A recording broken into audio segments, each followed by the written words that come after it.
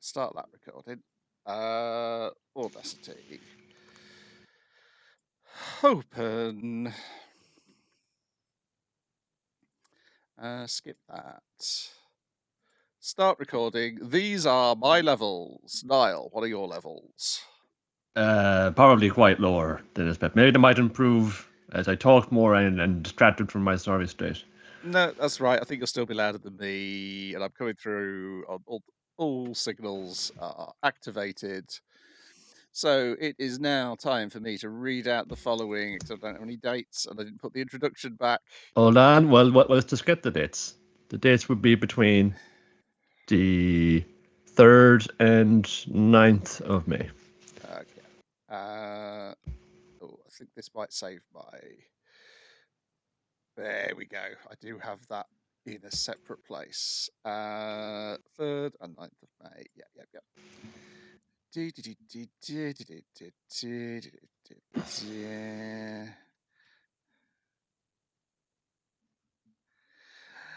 You are listening to Let's Go, the weekly anime podcast about weekly anime from Dynamite in the Brain and Secret of the Sailor Madness. So come along and hang with the Let's Go gang. It's Niall. Howdy. That's weird. And it's me, Brian. And I realise some things have adjusted themselves in OBS while I wasn't looking. So let me just squeeze us further into the camera. Hey, everybody, look at me. Look what I'm doing over here. We've got all of Niall in there now. Excellent. Ooh, yeah. I think it's because we're slightly different shaped windows than let me just lower ourselves down a little. Yeah, I told Marcus how to go with hexagonal windows, and they wouldn't listen to me. Yeah, I've got to make some overlays. Is really what it boils down to. Homework, fun. That will hide a lot of sins. But I didn't. Oh, now we've completely disappeared. So, what have you done, Brian? I'm going to be restarting the podcast in a second. Right, there we go. So this... Sure. Oh, I know what... Okay. What the fuck is going on? Right, properties. You want to be grabbing teams. Okay. That's good. Okay, so don't you be showing anything else. And then I'll read out the following again. You are listening to Let's Go, the weekly anime podcast about weekly anime from Dynamite in the Brain and Secret of the Sailor Madness. So come along and hang with the Let's Go gang. It's Niall. Niall, yeah. How are you? And it's me, Brian. And later there may be some Dwayne. And we are covering the anime that aired May the 3rd to May the 9th, 1999. No, that's not correct. 2025. That was a good week. Wishful thinking.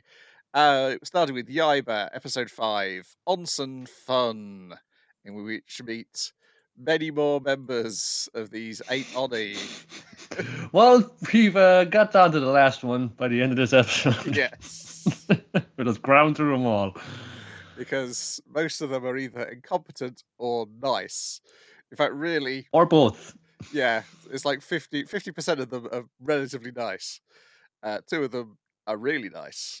Obviously, we've got our frog man who's already joined, and we'll get Sea Cucumber who's going to come along with their trip because he wants to see the same island they want to see. Yeah, sure. Why not? We weren't doing anything now that our plan, such as it was, has been foiled. But yes, they're led into a trap by getting a free stay at a hot spring resort, which has been taken over by a starfish man, a mantis man, and a sea cucumber. It's calling him a man is overextending the transformation he's undergone. Okay. Look, Mr. Sea Cucumber, that's what it says on the bill as he gets in the post. We have like a little bit of respect, a little bit of dignity. I know I'm a sea cucumber. Yeah, offer me that at least. The starfish is like desperate to get home to his wife. And apparently none of them can transform. It's okay because the man-sized praying mantis is a very good actor. Yeah, but what are you doing beating up that old lady mantis? She didn't do anything to you. And it's just a whole load of hijinks because their plan is we're going to get this sword without getting into a fight. Because if we get into a fight, we've got no chance. So we've got to use our wits to deceive these guys and get that sword off him. They're very confident, but turns out YAIBA's brute strength and ignorance is too much for them. Yeah, like to try and do a thing where like if you go to like this test of bravery, going to like the very scary the very scary part of the onsen resort, you can give you access to like the VIP one, but like that's not going to work on Yaiba. He's raised in the jungle.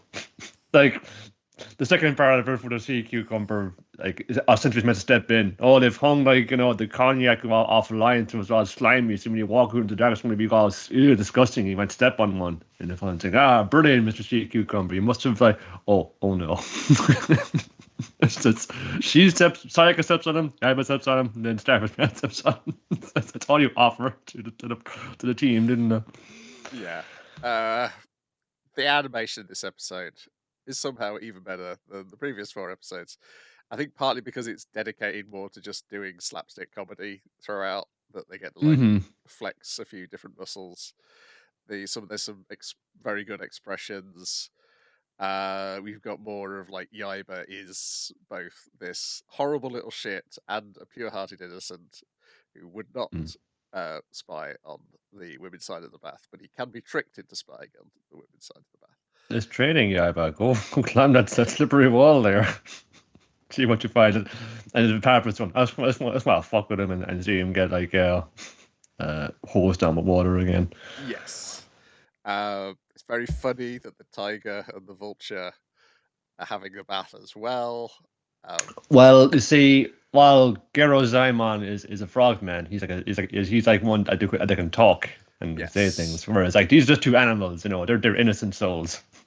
Anything they say can only be communicated by like squawking and growling. So they won't let anybody say what they saw. And the culprit style Oni henchmen at this time are just doing chores in the just menial things like yeah. The worst thing they've done is like they've just knocked out and like tied up the actual people who own the onsen resort, but they're actually running it like exactly as they would anyway. So that part of the plan, we got to keep running this place. Like not even gotta kill that guy, but it's gotta steal the sword. And it culminates in YAIBA and the gang having to rescue the 3 monsters who've been trying to steal the swords. And then they come to an agreement that, hey, yeah, because they're like, if you go back, Onimaru's going to kill us. And then they're like, well, just don't go back.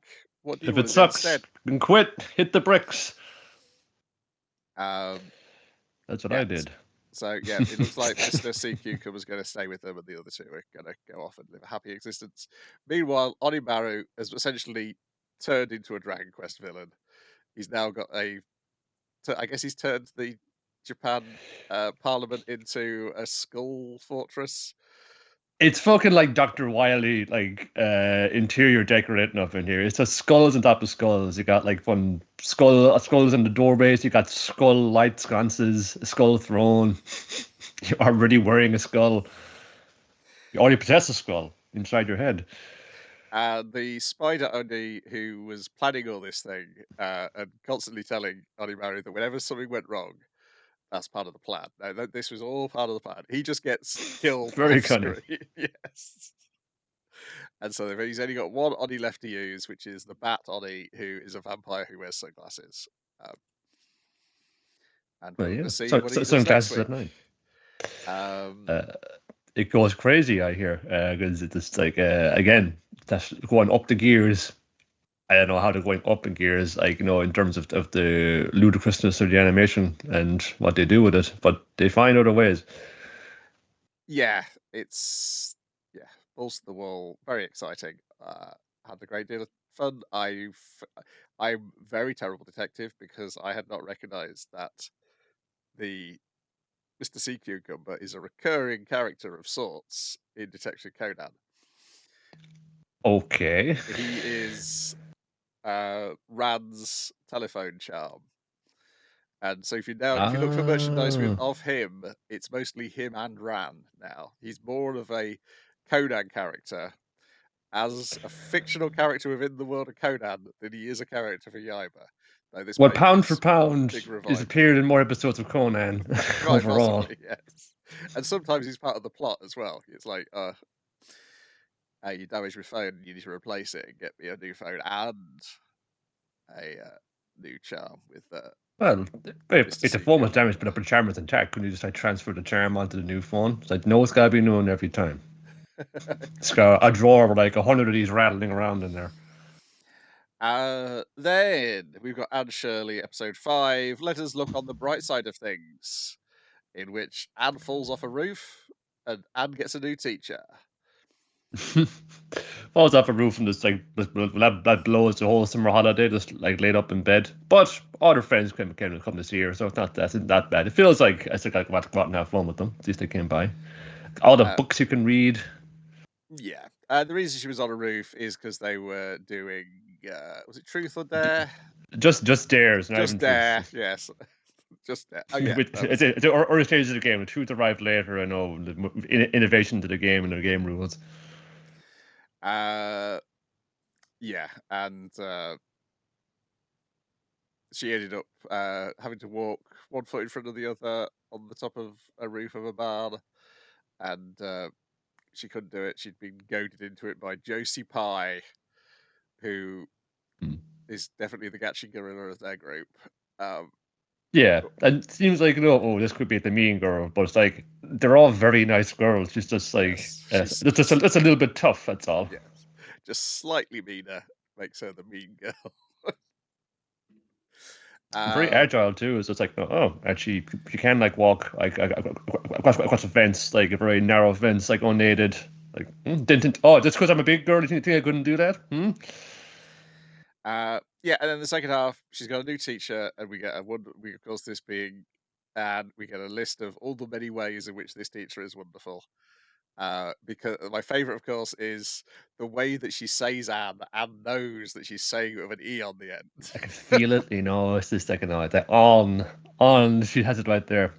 I say also as well, it's just like, hey, I might be your teacher, but I'm not one of the gals. Here, I'll put my lunch in as well. Hey, I'm at home. Check me out. You crawl crossing the bridge, I jump over the stream. I'm one of those cool teachers. Like, yeah, she's so cool. And then they're going to do a Christmas concert, and we get Matthew going to buy a dress for Anne's birthday. Very Hank Hill style. Yes. Like, this is outside his wheelhouse. He doesn't know how to do it. Can I get a rake? Yeah, sure. I'm buying tools. I'm still a man.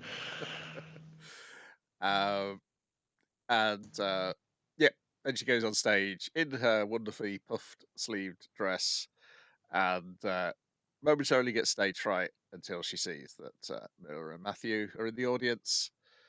Yeah, and that does a nice turn by Diana and then everyone's saying, "Hey, like, let's look for somebody in the crowd, and let's pretend you're just doing it to them." So, like, if you notice, like, just look at me. Don't maybe not even your parents. Look at me. Like, I would never say a bad word about you.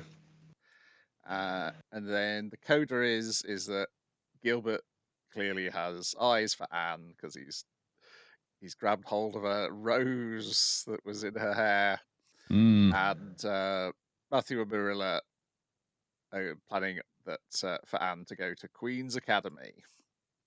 We got to think about like the prospects of this child now. Or you got her in to do a couple of chores. It's just like, yeah, now she's just got this personality. It's just she's got us going to Christmas concerts, even though Marilla didn't seem too keen on the idea of, like, might detract from your studies. But I can see this is something that she cares about very much. And also, public speaking is something that another skill you might want to learn. Yeah, and the fun thing now is that we've seen this dress. We can see from the opening is that clearly she's kept this dress into adulthood because we see her presumably wearing a taken out version of it. They are very puffy sleeves. Like, yes. There's a little bit of going on with Anna and the rest of the girls. It's just like to compensate, and it's just like maybe Matthews is like, fun saying, okay, Anna with puffy sleeves. She's on about this all the time. I gotta give her the biggest one possible. It's like she could probably take off if she stiff breeze and that thing. Yeah. It's a lot of fun. It's wonderful. And then and then you kind of start seeing this story in everything you see when you haven't read Out of Green Gables before. Yeah, it's just very, very sweet, and it's like it's particularly with like anything involving Marilla and Matthew, because it's just like it was two folks who've known nothing but work and just down the farm, and you just see them like just melting away, and all of that kind of that facade is like getting broken down, or just like wasn't even that facade, it's just feelings that they've never had like much opportunity to indulge. They've kept bottled up, and it's all spilling out. Yeah. Very sweet. Next week, I thought nothing could be as bad as red hair. Horror. And what have you done? No, she's getting to that age. She's rebellious. She's dyeing her hair. Then we got Gangbanga Biyor Go, episode 5, The Legend of Prince Shotoku, A Ray of Light Between the Prince's Eyebrows. This one just disappeared off the YouTube channel, so I was trying to get around to it. Okay, because this was the problem that Dwayne had with the Mahjong one. The Mahjong one. I know it's out there, but I know I wasn't feeling too good today, so that's fine. Anyway, yes. So he's a recurring character. He is he one of these people who is? Yes, he is a real person. He's not. He is a dude who at least used to be on the 10,000 yen bill, and he had a book of prophecies. Yeah, well, it's only the head. I know. I could be made of tracksuits like out of frame, but. Right. Let me remind myself what happened in this. I know they went to. They end up going into a forest. Him and his sidekick. So here's the one day. Shotoku Taishi won't stop poking his forehead. Why? Some legend he doesn't remember says it used to glow. So he turns to a fairy tale forest owl for help, but gets lost in the woods with a Moko who just wants him back at work. Can Taishi shine with holy dignity at last? Yes, he manages to fire a beam of light out of his head, which saves him from falling off a cliff. Cool. After they learn it from a strange hermit in the woods, who was going to he could tell them it was like two things: one to get out of the woods, one to shoot a beam out of the head. They think he's told them how to get out of the woods, but it turns out the thing he told them was how to shoot a beam out of your head. So then after he's saved by the beam he shot out of his head, they have to go back and find the hermit again and learn the second thing. And also it turns out you can only find this beam out of your forehead once. So it has been an entirely useless journey because you've almost killed yourself trying to get the thing you were trying to do and used it to prevent yourself from dying. Also, it's a solid beam because the other guy is able to climb up the beam as he's fallen halfway off. Oh, not a light beam, more like an eye beam. From his eyes, no, like an eye beam using instructions. Yeah, it's just out of his forehead. Apparently, even the beam was sweaty. Oh yeah, there's some amazing acorns as well. That is weird because I'm sure some of them are still on there on YouTube.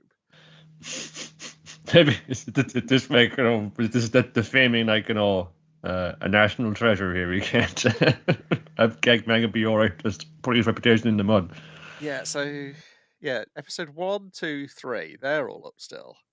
And 6, the current episode is up. But 4 and 5, no, those two are gone. Disappeared. I don't know if that because I watched it on Prime. I don't know whether 5 was there. But they can't. I don't know what there would be in there that would require it getting hit by, unless it's just sort of crazy YouTube algorithm pulling stuff. Not YouTube algorithm, but the YouTube copyright checking that somebody, a third party is sending copyright checks through and it's pulling the episodes, even though they are legitimately up there. Yeah, but when that has happened, like when the infamous Toei case where they copyright struck themselves for videos that they put up that they own of old tokusatsu shit. Yeah. It's Hansel and Gretel next week. I've watched that one already. Yep, that was fun. Hansel and Gretel. I quite like these guys more than the other two historical guys who show up. Obviously, it's much easier when it is taking the mickey out of something from European folklore or European history, which it will frequently do as well. Yeah, at least it's being even-handed in how dense it Yes. gets with its in-jokes. Then we've got Kowloon Generic Romance Episode 5. Episode 5, in which various people are either acting out of character, but possibly for good or bad reasons. We don't know what's going on, and also No. books don't seem to be being printed properly. And I was like, is any of this real? Is this all just that diamond in the sky generating all of this, and it can't fill in data it hasn't got? Possibly, like, we're there's last time spent trying to figure out, like, no, okay, which version of who am I? Like, okay, Kudo is his original one. Even Gwen is going, am I the original one? Like, it's not come well for me. Like my boyfriend threw me out of the house. Apparently it's over. But that's something that Happy knew about. Like, no, he doesn't really care, really, or shouldn't really. Like, he's already the black sheep of the family, but maybe he's got something to prove, and this is trying to look good in his father's eyes. And his father is somebody that, as well, like, we don't see what his face is. So is his father somebody who we already know or may have seen before, but is a different version of? Yes. So our current Kujirai, her thing now is that she wants to see sides of Kudo that Kujirai B never saw. That's how she's approaching life. She seems to be the most positive approach to life of any of these characters in this episode. Though strangely, Miyuki seems to be, when he goes on the TV show, he seems less evil, but that upsets his father the way he's behaving. Well, when you're on TV, you gotta have you're just the public image right here, so you want it to be a bit softer, a bit kinder, right? It is, but he's kind of like, I assume he was on there to sell the beauty and pharmaceutical products that the company sell. Where he No, seems to be... it's kind of that kind of typical like one saying, "Oh, believe we're like a great company, if you just like use our products, it'll lead to better quality of life for everybody." It sounds like it's just trying to sell something, so of course he's going to try and like cajole you into it. Yes, but the maids have been commenting on how he's behaving nicer as well at the start of the episode. So yeah, the question is, was Gwen kicked out by him or by the dad? Whose choice was it to do that? And then the other part is with Yang Mei, and we get flashbacks to her past, where like why she is presenting herself as she is now, because when she was younger, she was essentially being presented by her mother. She didn't have any choice about what she chose to look like.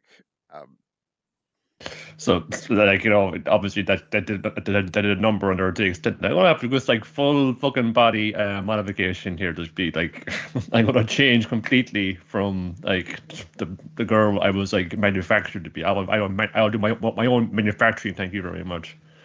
And yeah, the other Xiao Hei is in this episode as well, because she is working at the bookstore, the Japanese bookstore that they thought to buy the second volume of the book that Kujirai B had bought, but she hadn't bought the second one. Reiko wanted to read the second one, so they go to the bookshop. When they get to the bookshop, it's not, the printing isn't complete, or there's like symbols which aren't the correct symbols in there. Oh man, this was set to wingdings. Idiots. I just noticed the Wikipedia description for Xiao Hei is a young woman who works part-time at various establishments in Kowloon, including shoe stores and cinemas. I was like, is she Miss Rabbit from Peppa Pig? She's just going to be working at every job all the time.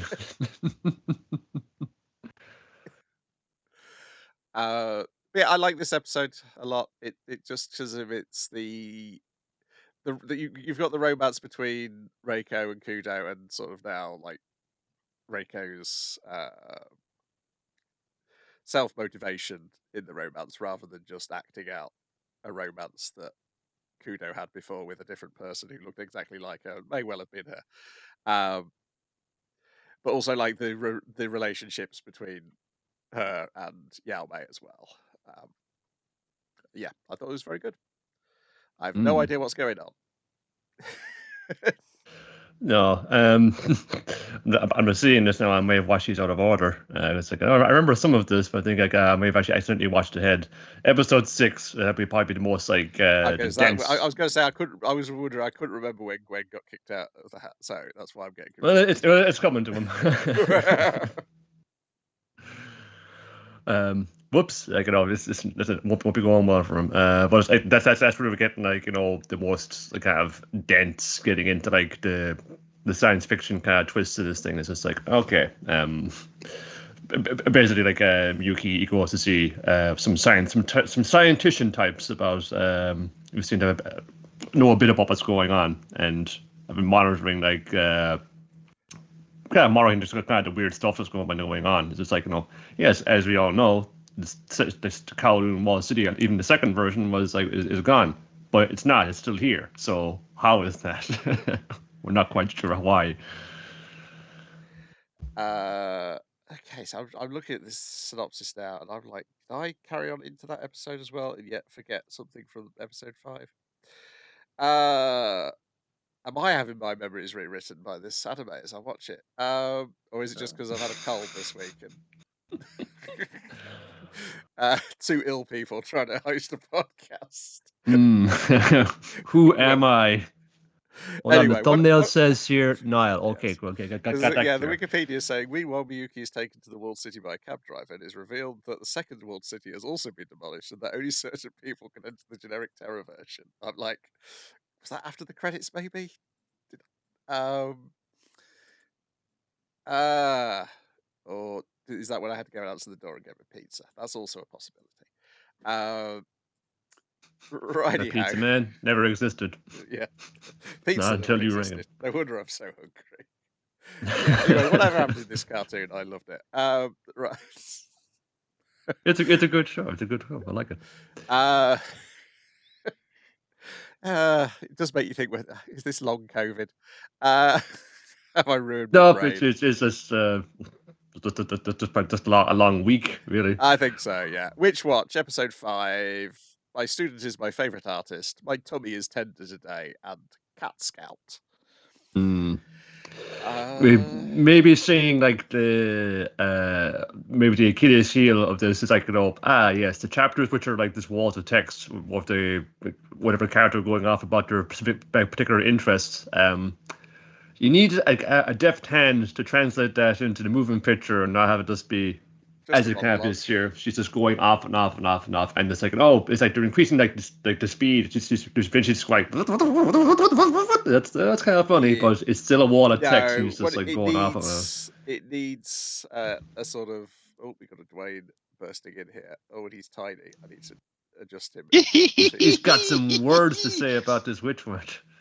If I pin, there we go. Now I can drag this down a little bit, or even make ourselves a little bigger.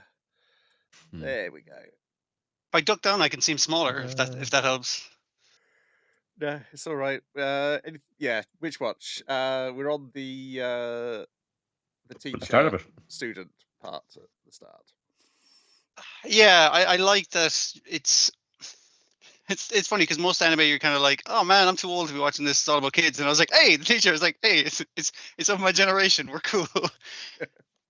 And the idea that you can like follow the work of someone who is so fucking much younger than you. I've never had the experience of meeting them in person and fanning out. It's like, oh my god, I love your work. I'm so much older than you, decades older than you. Yeah, I think I was with Niall where it needs an actor who can deliver a monologue at high speed rather than.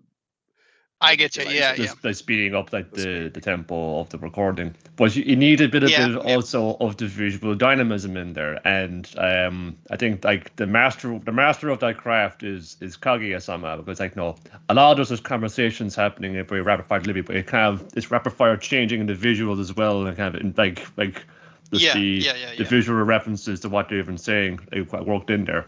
But she is just going off and off and off and off and on. It's just like, you know, you're saying, oh, I have all the like the basically like one of the text of what she's saying is kind of flashing by behind her. It's just like the Deku mutter kind of style like, of thing. That's all like one page in the comic, but it's like a couple of minutes in the episode, and it's it happens multiple times in this one sketch or story, if you want to call it that. Yeah, my brain went to Tatami Galaxy or the Megane rants in Euroscience. Right. Okay.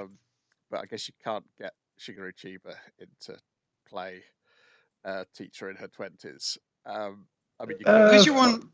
Who's your one playing the detective? The detective behind me. Yeah, well, that's a good point. Yes, she would. That's if you had energy, if you couldn't bring the same like speed to it, if you had that high fucking impact energy, I feel like you could potentially do it. I'm hoping they do better because, like I said, I really like this teacher student fan and fan works maker dynamic. It's a really fun sub story in the thing. So thankfully they got the third part of this episode to show off a bit better. Then we got My Tummy is Tender today, in which one of the classmates has got a dodgy stomach and he's too shy to ask to go to the toilet, and he wants a spell which will allow him to manage this. It's not exactly invisibility, it's a spell which just causes everybody around you to ignore you. You become unremarkable. Like at the point where Nico demonstrates it, they kind of forget who they're talking about. It's like, well, if a witch could have a witch, why am I talking about a witch all of a sudden? And it's like, oh my god, she's right there beside me, because it's a great spell. You just cross your arms, point one finger, and close your eyes, and then no one can see you. And wait, do you have to close your eyes? I think that's part of it. You don't have to close your eyes. I'm thinking of a different spell. I think is what I'm. His problem is that he's stuck in this position and he has to like open the door, pull his trousers down. Various things that you need to do in order to get to the toilet. Plus, there's a teacher who seems to be animal senses. It's like a truant student. But then we have Moy, who's also had the spell cast on him, like running a distraction by doing the same thing but stomping. So he's attracting the animal senses PE teacher a little better. And it turns out it was nowhere near as bad as it was in his head, and he could have just asked to go. Because he thought, but he didn't want to be that dude. Hey, look at Tadaki. He's fun having a shit at school. We're going to have a shit man forever. Like, why? I'm using the toilet. What's wrong with you? Because I appreciate it. It was the difference of he had that trauma from being a little kid. He's like, hey, you're shitting in there. You're shitting. Like as a little kid in school. And then the teenager's goes like, hey, looks like someone's shitting in there. And it's like, man, shut the fuck up. He's trying to have a shit. And he's like, sorry, dude. Sorry. I wasn't trying to call out that you're shitting. The teenagers don't fucking care. Like it's just like, class is very accepting of everything. Including witches, IBS, as it turns out. Yeah. I mean that the grand dude, like, oh yeah, Moy, he's like a super strong ogre, fun. Do you just get him? Hey, Moy, could you just move the car for me there? Oh yeah, no problem, teach. this car. Yes, so everyone's complimenting Moy on how nice he is in this third part, Cat Scout, and Can and Nico are taking the mickey out of him about how everyone's by pulling that ridiculously stupid face where they make the stupid smile and stick their tongues out onto their nose. I'm Moy. I'm pretty sound. And they're being followed by a girl from another school. She's from the next town over, we learn. She is MuuMuu, the shape-changing witch, and she's determined to have an ogre familiar, not one of these small animal pet familiars that people have these days. I think it's maybe a bit of jealousy. Do that. She doesn't need. Yeah. See, that's the thing. Like, it's just like, well, fucking if Nico can have like a whole ass like hot dude as a fucking familiar, why the fuck I have that specific hot dude? And also, yeah, she turns into a cat, so she can't really have a cat familiar when you're a cat. It'd be a whole weird thing. No, you don't want that. So she ends up following them home. Also, she gets annoyed when Can and Nico try and stroke her and pick her up because she doesn't like being touched. Because while she's super arrogant, she's also very nervous around other people. particularly Hmm. boys.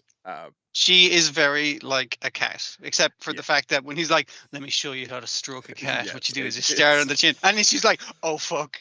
Yes. She's a teenage girl in that situation. It was like, oh, I should probably move. I'm falling asleep. He's too good at this. It's very Yeah. close to a Swiss Tony sketch, though, of petting a cat. It's a lot like making love to a beautiful woman.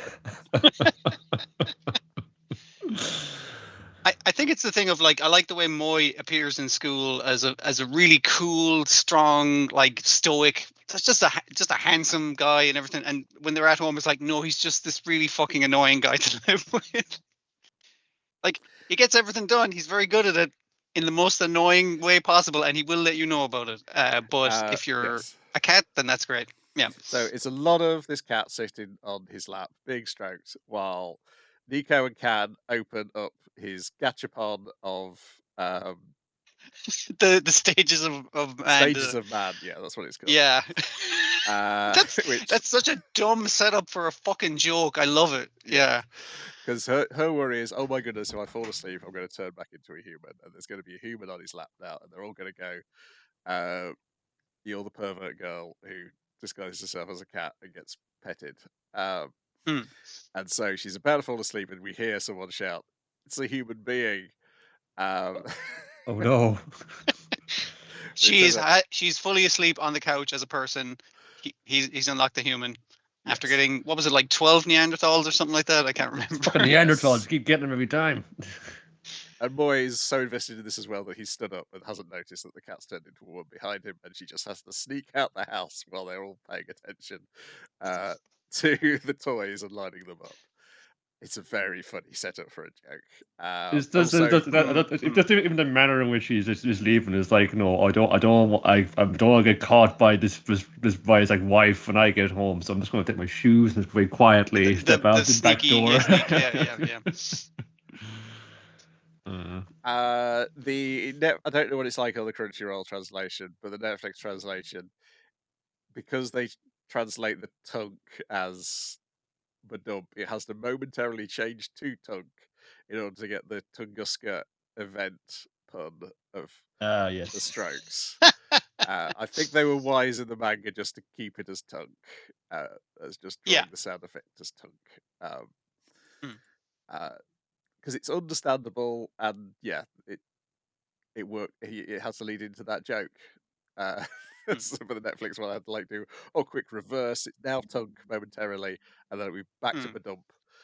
Kind of like a 3-point turn to get the joke right. Yeah. Yes. Yeah.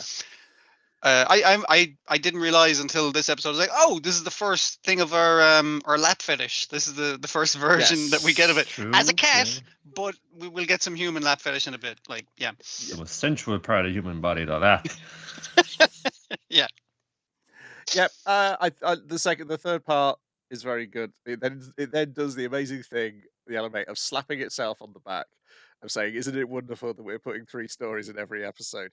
Plus, you can go to the YouTube channel for the comic, and you'll find comic vocalized comics on there as well. And here's the voice actress for Nico from that. It was a different person to the one in this, and they both momentarily talk to each other. It's like, yeah, I the previews are that you can't watch it because it's like, you know, it's usually just 2 artists or a bunch of them just like, just taking the piss out of themselves and everything. Yeah. What's the other one that was great for doing that? Or they wouldn't do the preview properly. I suppose a lot of them do as well now. And one of the recent maybe they would just fuck around. I suppose the Pop Team Epic ones they just fuck around. Yeah. Sure. Yeah. Go lose a rage does it at the moment. Though I think I forget to watch them. Then we got One Piece, episode 1128, The Nightmare Strikes, Godhead of Science and Defense, Saint Saturn. Saint Saturn.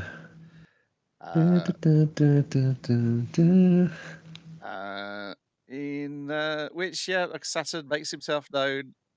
He appears on the island in the form via some sort of summoning circle. A pentagram. That's the stranger signal. I must have said it, but that's definitely a pentagram. Some evil shit going on down here. Everybody avert your eyes. Nobody of Commodore or below is allowed to be like behold his horrifying image and presence.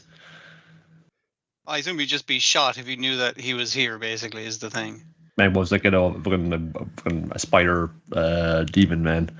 It's just it does a good job of just like this the appearance of one of these five elders here. It's just like this taints and corrupts the very environment around it, like for miles around, with the pure evil that's contained within them. It's like people getting the heebie-jeebies, like just like hearing this guy or just feeling this guy from miles away, just like do his thing. Meanwhile, Luffy and Kizaru are still having a cartoon fight in the sky. Beep, boop, boop, boop, boop, boop, boop, boop, boop. Which kind of takes them both out by the end. Body sees Saturn and stabs him in the heart. End of the episode. He's surely dead. Well, that was easy. Dr. Chopper's going to give you a recap of Body and Kuma's previous appearances. And then the saddest thing in the world can start the following week. Oh God, yeah. But the animation in the second half of this episode is wonderful. The fighting and the stuff with Saturn, just wonderful movement and animation. Just trying to get them some juice so that there's Zoro and Lucci scrap. It's like, oh, maybe I haven't forgotten about you. There's some Yeah. Little verses for you. They can only go like 2 episodes and you gotta take a rest. Okay. Everybody calm down. We put a lot into these last 2 weeks. I think we've earned this time off. If the author of the comic can do it, so can we. Yeah, sure. I didn't watch the recap, but I did see the preview for the following episode. I was like, oh, I guess it's time for the saddest story ever told, possibly up to now, because I feel like in the comic right now is possibly the saddest story is happening in present day. Sure, yeah. We will see. It's always this competition, to say, all right, who's had it the worst in their lives? Yeah. Ooh, me, right here. We have a new champion. When they get to Emu, they just have a flashback where everything's great. So we know they're really It'd be like fucking like Doflamingos 101 saying, "Oh, my life was so unfair. It was my family were a bunch of fucking evil, criminalizing bastards, and they were fucking like arrested and fun locked up for it. That didn't seem right with me." Then we've got Go Loser Ranger episode 16, Make Our Dreams Come True, Ranger Force, in which we see the middle-aged guy from the exam arc in flashback was a nicer person when he was younger. The mustache and the beard. It was a mustache, wasn't a full beard. It was a mustache anyway. The facial hair was what turned him evil, you see, or turned him at least kind of cynical. Yes, well, I think he was cynical about the world, and then I suspect just his failure to ever get out of being a cadet is probably what soured him. And now he's dead. Yes. But the biggest disappointment of all. Because we get Canon's flashback. She's another character whose parents were killed by monsters. But because she's still a kid, like relatively more recently than a lot of people's parents being killed by monsters. So the trauma is quite fresh. Yeah, and then she was adopted into a friend's family, but then one day there was somebody from what they called like the monster. It's like a monster. It's like an organization for supporting monsters. Yeah, Monster Appreciation Society. I don't know. Like, give rights to monsters too. We already beat them in the war. Come on, make them citizens. Yes. Society. That kind of thing. Yeah. And she just beat this middle-aged man up in the street. Scared her. Well, friend. it's because he was being really threatening to her because she was talking to one of the white rangers, the guy who hasn't gotten into a division yet. Because that was the guy that pulled her out of the rubble. So he was kind of like checking up on this kid, and he's like, "How the fuck do you know the Rangers, little girl?" And she's like, "You're out there for monster rights, and you're threatening me, a little girl. I'll beat you into the ground, old man." That's a good enough reason to recruit her, I guess. She's good at Got the fighting. stuff. Mm. But it's like, when something like that happens, or like I can't just go back to being like a normal kid anymore. Like all my school chums and friends and my like adoptive sibling now just think, why does this just go out and play? If I'm saying, how can I go out and play? There are monsters out there, the same monsters who killed my family. I feel like I gotta do something about this, and so she does. And she But she makes still it, yearns, still pines a little bit for that average like school life that she's had to discard now. Type fun saying, what if I just was a normal person, And she was kind of getting like a version of that, like the found family among the Green Rangers and stuff. And then there's not many of those guys left, so that didn't work out for her either. Yes, and she's thinking that our villain is being puppeted by the executive, but no, he's just rotten himself. Yeah. He's just a fucking coward. Is this just like really even mediocre? Like it wasn't even that like her fucking mentor got taken out because of a powerful monster. No, dude is just fucking couldn't handle the fucking pressure. And thought like, oh, maybe if I can get out just by fucking killing her and like sucking up to the monster. Apparently, it worked out. But Jesus, that's just. She has the artifact. She's like, don't worry, I'll defend you no matter the cost. And he's like, then I realized that the people who fight for your rights, no matter what, are the real monsters. Like, we should just lay down and submit to the monster authority. And that's why I cut her in the back. I did it on purpose. I wasn't mind controlled. I'm just a piece of shit. Yes. I'm the victim here. Why does no one see that? Yeah, because she thinks at first that it's the monster pretending to be him. And then Chidori pulls out his gun that apparently he's got, has a ridiculous all principals are commissioned a gun. We all know this, right? That's not breaking the school rules. That's no Chidori, the informant. Chidori, the informant. Oh, sorry. He pulled out the sword, is what I'm thinking. Yeah, a gun in there. But the gun is on theme. It has the little lizard on it. Like he's got to keep it on theme with all his gear. Meanwhile, the cops think Chidori's behind the disappearances, and so D gets them to investigate the school while replacing the older detective, so that when he shows up later that he was the older detective, is like when he said he was going to take a piss, haha, I knocked him out and changed into him. Yes. Which is he's such a petty villain, and I love his contrast. I go like, dude, you're doing all this villainous shit. You're making me look like an asshole here. Like D's really like laying it thick of I'm the baddie, and it's like, no, you're just a fucking goof, essentially in comparison. But he's learning how to use psychological warfare now because he appears as like the dead one senpai that the man cut down for and saying, "Hey, it's me. You totally killed me. Whoa, you're so shit." It's like, no, I can't be. And also, the artifact won't work on the person it thinks it belongs to, apparently. But that's what he figures out because D is doing more than just dodging around as she's throwing pillars of stone at him. It's just like, it's got some kind of sentience in there. But we do get things with sentience that shouldn't have sentience by the end of the episode. I do also like the thing where they sick the big muscly teacher. According to the cops, he used to be like a guy from a war. We know that because we saw his backstory. Yeah. But I did like that he puts them all in a bear hug, and the cop he has it like something where your man explains is like, oh, we're in a time loop because he explains it to them the young cop, he said one thing. And he's like, don't worry, anime a year, and the most involved times. I think I know what I'm talking about here. 100 different anime a year is what this fucking guy comes with. That's more than I can fucking do. Which is 4 times as much as we do.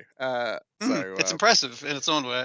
But then he's one of those dudes who I gotta watch everything for completion, or else I can't have opinion out no matter how shit it is. And that's why I'm miserable, and that's why I'm just like always angry. Violence and trigger the loop. So he goes, luckily I've been getting into boys' love lately, and this is the teacher. Lays one on him. And like just them kind of going like, indecency, that's against the school, like that's the thing they're going to use to break the school rules. But also teachers like, my precious first kiss, how dare you do this to me. But unfortunately there's a bing bong from the principal. It's like, for the next 10 minutes all school rules don't fucking count, so he can do a murder. Basically, because he wants to murder our girl while she's a little bit hypnotized by the thinking He's she's like, a "Oh school no, child. teacher! I'm so scared and frightened." It's like, "Oh, has she's regressed back to like she's fallen under the spell because she wanted this average high school life." It's just like, nah, it's not. It's all just trying to lure out the real boss monster here. But also communicating that to D by who's currently in your man's form by using his name, and he's just by using the name that he's disguised as name, because still we're not sure who is and isn't aware that he is a monster. The teacher, maybe Chidori. That's about it, right? Yes. Yeah. And of course the other two co-conspirators. Yeah. And the guy with the afro knows as well if he's out of hospital. Yeah, I was gonna say, is he dead or not? I'm not entirely sure. And of course, Double X knows and Patroller knows. Yeah, but for the people trapped in the loop school situation, yes. This of course this is his opportunity. They take his opportunity to try and kill the principal. And the principal goes outside and conceals himself in concrete in order to just wait out the 10 minutes. And at this point, the teacher has had enough because he's in danger. Yeah, because one of these rocks is about to fall on one of the students, and he has to save the student. And he's like, well, I agreed to this because we were protecting the children. If you're not going to protect the children, then here's your swords back. Get him. Yeah. But like D chopping down a post and going to him is like, hey teacher, like you take care of this situation for us, and he's like, I'm just a regular person, I don't have superpowers, and he proceeds to get the fucking lamppost and smash concrete pillars with it, and I'm just like, I don't know, man. Have you tried out for the Rangers? Because I feel like you go far. Oh, it's got like good training in the army, you know.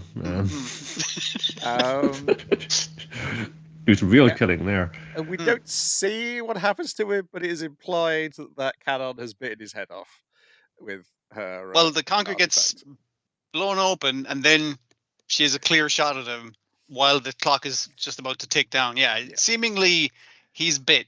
Yeah. And then they're like now they've got to figure out who is the monster out here, because one of these other people is the monster. They've not shown their hand yet. Meanwhile, what they say the guy couldn't be like your man, like with the principal, because he's been seen outside of the school, and if that was the case, it would have undone the illusion. Sure, yeah. Meanwhile, Draggy, the mascot, who occasionally comes to life and shouts at the Red Keeper, is shouting at the Red Keeper again to put down his drink and go and deal with this kaiju menace that has eaten a load of children at a zoo. So yeah, he interrupts him during an interview where he's, I assume, getting drinks for free, and he arrives at the zoo. And he's like, "How dare they? How dare they interrupt my interview with this children murder at the zoo? This is bullshit." And the dragon's like, "That's not what this is about." Like, but he's like, "No. I'm just gonna toss you 100 meters into the sky so I don't have to listen to you, little chibi dragon." Yeah, I like that the distance between when the dragon talks is long enough for you to forget that the dragon talks. Yeah. And I think only talks to him. Yeah, I presume we can talk to the Rangers, or the top guys at least. It's his conscience, which he Yeah, routinely ignores. Yes, quite possibly. Another good episode. I guess there's probably one more episode of this arc. It's the Monster Rights Association, I think, is the. Yeah, that sounds right.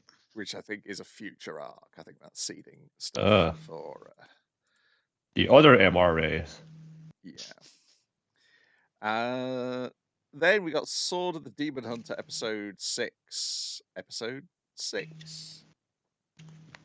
So we're getting this, like, a fairly kind of snappy wrap up of the mystery here, because Jinya, he goes to the house. Like your man, like Miura's mother, like, seems fine. Like, it's like, very welcoming. Like, it's like she doesn't seem especially kind of cruel or hard. Like, expects a lot of her son, obviously, but otherwise, not really, like, nothing kind of really weird or untoward about it or at all. Like, she's doing the standard, like, bow greeting. So I'm going like, "Hey, I met a friend. He came home to do a bit of drinking session with me," and she's like, "Yeah, thanks, dude." And Jinya's like, why I didn't do anything. It's like, no, my son seems in a lot better mood for like meeting you, and it's nice that he has a friend. Like, I'm just happy for him, that kind of thing. It's all very like proper. And it's like, oh, this is nice. So Ginny's like, right, so where's your brother's room? And he's like, I'll show you. And it's like, you go on your own. I was like, but you won't know how to get there. It's like, it's fine. It's like, I better go invisible in case the magic doesn't happen if I'm looking at it, or if it's looking at me. So he just follows him while Yeah. being invisible. And he was right, or at the very least, it made it work anyway. Yep, there's a room in the house, and it brings you into the realm of the little girl with the ball. And it's okay, and she's still there, and we're still here, fun saying, "Hey, little girl," is like, is like my brother still here? Like, no, yeah, he was here, like, and I could have let him out, but he didn't want to leave because he was just so nice, and you could see I was lonely and afraid, and he wanted it's not to just take, her to help me replaying and the take care of memory. me. It's not because they both see the memory of the girl where her parents were.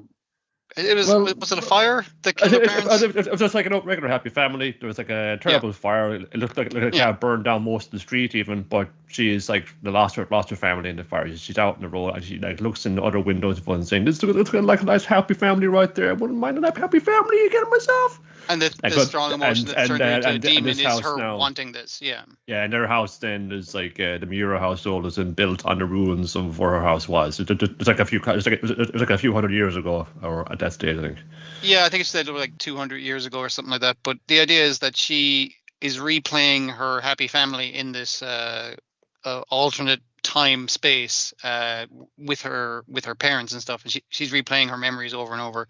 So Ginny and your man see this, but then they also see the brother going like, "Oh, if you're not going to leave with me, I'm going to stick about until you call me your dad, because I'm going to sort you out, kid. Like this is no way for a kid to be living." So they do see it as like, oh, so he was just being like a stand-up guy, and Jinya has also figured out that time works differently in this magical space because of based on the flowers again, because the daffodils wouldn't have been in bloom because it was like autumn at that stage, and it was just like, okay, so the little demon girl's like, yeah, time passes quicker in here than it does outside. So I've been flagellating myself for a while, since she's been doing it for 200 years our time, which is even longer in this space. Yeah, I guess like, oh, that means like, he must be just gone then, if I'm saying, yeah, major bummer, like, just gotta like leave this one down, like, I'm not gonna cut anything up, there's no need for me to.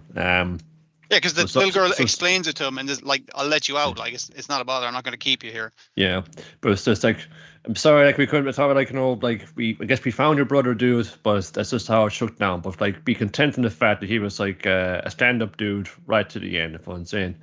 Yeah, I guess you're right. No, like it's just at least like no people. He said people believe me. Like my brother did exist, and he was like somebody I loved. And he just like he's off in his way. It's like it's obviously all happening in the sober shop. It was just like, huh. Yeah, pretty like quick listen to the case. I'm fun saying, yeah, there's just a few loose ends that are bothering me right now. You, the brother, it's like, what? It's just like, yes, it's like the sober shop owner.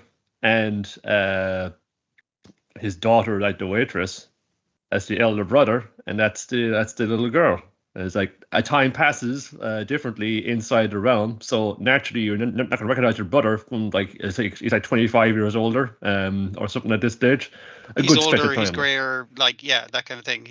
And you each had like a special like interest in this case, like a kind of particular kind of like this. You really want to push me, like would you get me in on this one? And you also seem to like no one else in town seemed to remember he was a brother. Like no, they're completely going. But then we're talking about men, but you did remember because you were the brother. You remember you being there. You remember being there yourself.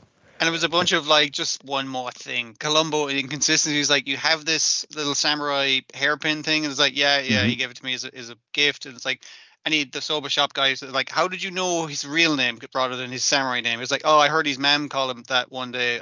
Like, oh, come in for your tea or whatever. And I was like, no, I met his mom. She's very proper. She even greeted me, a Ronin, quite welcoming into her house. But she used his fucking samurai name, not his. Yeah, she wouldn't just be off the ball like that at all. She's way too sharp. It was all these inconsistencies. It was like this doesn't quite add up, and it's just like, okay, so and they're kind of like, so you said like you're a demon hunter, and he's like, yeah, and it's like, You gonna hunt us?" He's like, "I'll have a soba, please." It's just like, you guys get a pass. I'm Are you out sure? hunting. Like, I'm even doing the red eye, so like, it's a fair cop. I'm totally demon, but like, yeah, Yeah. but like, I each kind of learned to do like, well, they're kind of benign ones. Like some of them are just people who just want to get on with their lives, like the dude who turn invisible. Like he just wants to just like live a happy life with his wife. Yeah. Didn't happen for him, Essentially, but like, you've done the crime of abducting this guy's brother, but by abducting him, like by his own admission, is like, yeah, I know, I left to take care of this kid. Like it's just like, well, that's not a crime then. So I'm not gonna demon hunt you for that. Like, come on. yeah, it's like a bittersweet ending, and that now, and I think he's saying too that like not all these cases necessarily need to be solved by me by chopping something up. Yeah, and I And did also like the way it explains the inconsistency of why this soba shop guy is so fucking bad at making soba, because he's a samurai. He doesn't have the he's experience still of it. learning. He's getting the hang of it, but Didn't spend also it's 25 years in stasis, like in fucking Tyrion and Og learning how to make soba. Unfortunately, for a little girl. Yeah, I guess eventually he got okay enough to run a shop on it, but it was the other thing of like I guess it's like stand user rules or Highlander rules or whatever, where you just kind of drawn together. It's just like I a demon keep coming to this soba shop. I don't know why the soba fucking sucks, but it's cheap and it fills you. That's what's important. But it's just like I like the idea that they're kind of drawn together in these little stories. Yeah.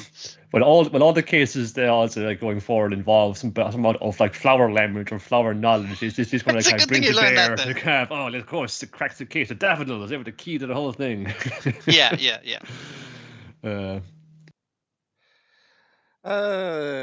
Then we've got My Hero Academia Vigilantes, episode 5, Judgment.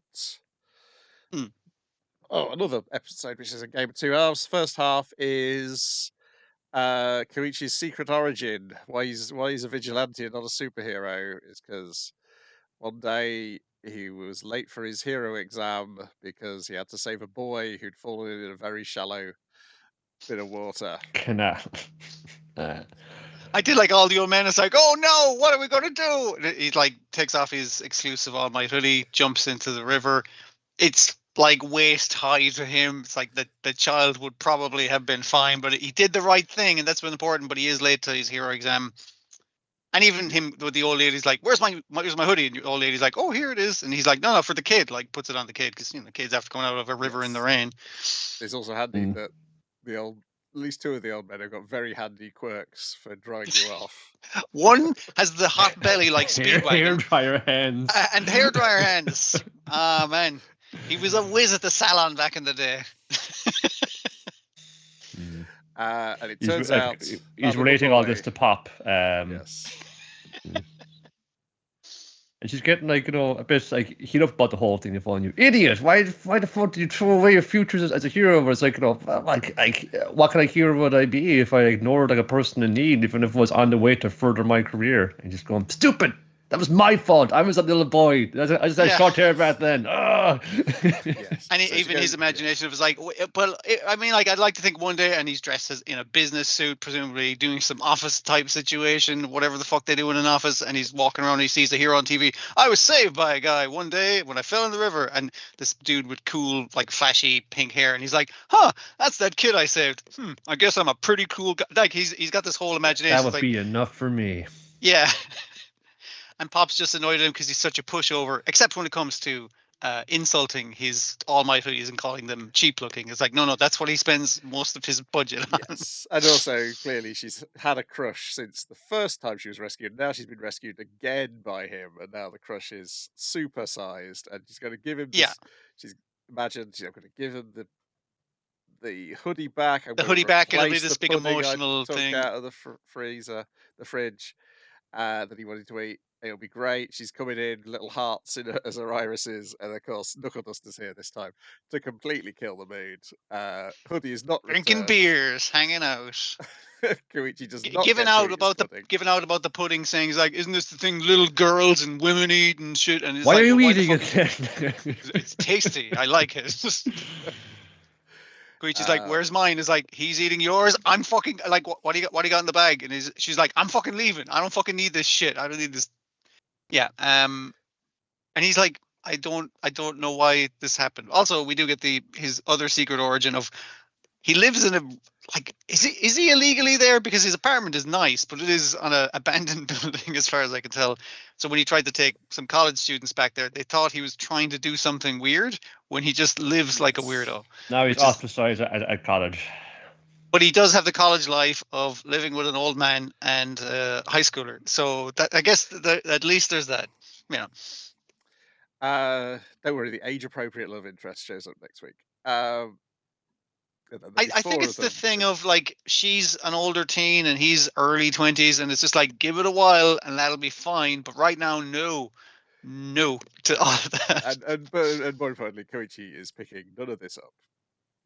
No. He's a superhero, not a detective. All right. Yes.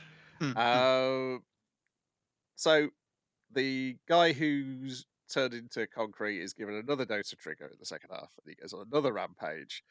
And they're Pop and Koichi try and just Koichi. Pop's just telling people to stand back and call the police. She's helping. She's helping. Yeah, Koichi can't beat him, but luckily another vigilante shows up with a cool mask and a sword, and the subtitles destroy any mystery as to who this might be, because it just says Stendhal. And I was like, great. Come on, subtitle. Get. I suppose it's another one if you know your voice actor is spend the sound. I think he's doing a better job of disguising it though. I was watching the dub. I think this is before he's like fully fallen into like the absolute like I've been consumed by my need to I've been consumed by the species ideology I got to proclaim to the world. I think and he hasn't taken on the way here. Yeah. I was watching the dub this week, and so it was the closed captions this time. So I think that was specifically to let you know that this is the voice you're hearing. Okay. That you would recognize it as being Stain's voice. But yeah, he's going more with like a ninja look rather than the Ninja Turtle look that he eventually takes. I guess is the other thing. It's a little bit Chainsaw Vigilante from the Tick, particularly the Chainsaw Vigilante comic, not his original appearance, and the other part is Deathstroke the Terminator. Yeah, it's got the two half mask thing going on. Yeah. I think in the anime it's giving him two eyes more often than it did in the manga. I think the manga they quite often only showed the one eye on one side, which accentuated the Deathstroke. Maybe they said there's less of the Deathstroke comparison. So you see him more in color in the next episode from the preview, and it appears like the red and black like shortcut to cool rather than the Deathstroke black and orange. So they're just skirting the line. Yeah. I think there's various influences there, but yeah, he is the cool. I guess I think probably Deadpool in there as well. He was a cool guy with a sword because obviously he's a rip. I mean, that's also Deathstroke Deadpool. Yeah. So yeah. He's not a funny guy, this guy, Stendhal, though. Because he not only will he attack you with a sword, he'll give you a lecture while he's doing it. Oh, good. He's going to nag us to death. Yes. If you're not using your quirk with a conviction, that makes you a villain. And you need to be judged. And the next person he's going to target is Soga, who's just been let out of juvie or whatever. The guy from because he had hunted down the rock dude and cut him the fuck up, presumably murdered him in the street. He was committing crimes immediately after getting out, as we saw. But like our other guy, they were going to meet him because Summers. It's just Summers. I'm just gonna call him Samazu is like, hey, there's this cool guy I know. He's always tough and he stands by his convictions. He wanted to meet you, and he's just like, oh, you fuckers, and they're like, oh, no, not him. But we're out of here. Forget about it. Yeah, not happening. Yeah, there's also some fun stuff early on after Koichi's met Stendhal. He's like, maybe I should get a katana.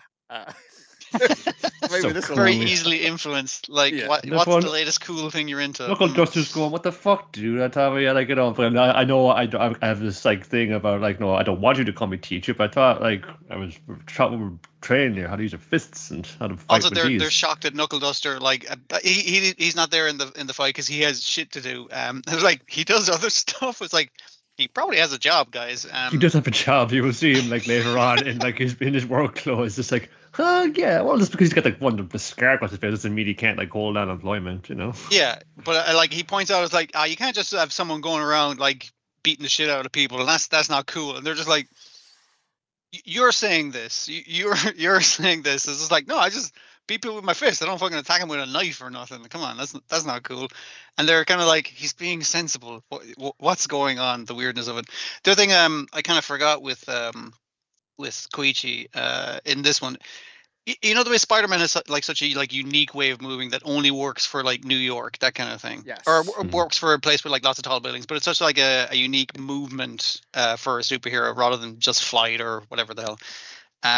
Koichi's is really good because when Pop sees him like zooming away from the crime scene, she never sees his face, but she does see a guy on all fours just sliding away. He's instantly recognizable when you see him later on. And also him pointing out when he's fighting the rock guy in a car park, like he's smashing the ground, and it's like, oh no, the ground is unlevel now, and I need level ground to do my thing. And I was like, oh, it's like it's a really good urban like ability. Like, yeah, it's a thing that has a great visual identifier, and it worked great for the environment that it's in. I was just like, yeah, that's actually very cleverly thought out. Well, I wonder, is it a flourish of the animation, or will they actually see like because it looks cool either way, and it fits in just like often the nocturnal nature of the activity. It's just like you zooming around, and even mind that light trail. It's like. Yeah, that's actually a good use of the Akira fucking bike thing. It's like, yes, we know that a motif gets pulled off a lot, but it really is worked in well here. I think it's a nice visual because I think in the comic is depicted as like negative space because it's like an invisible force field, whereas in the animation it's better off to show a force field with some sort of energy signature to because like you say, it plays better.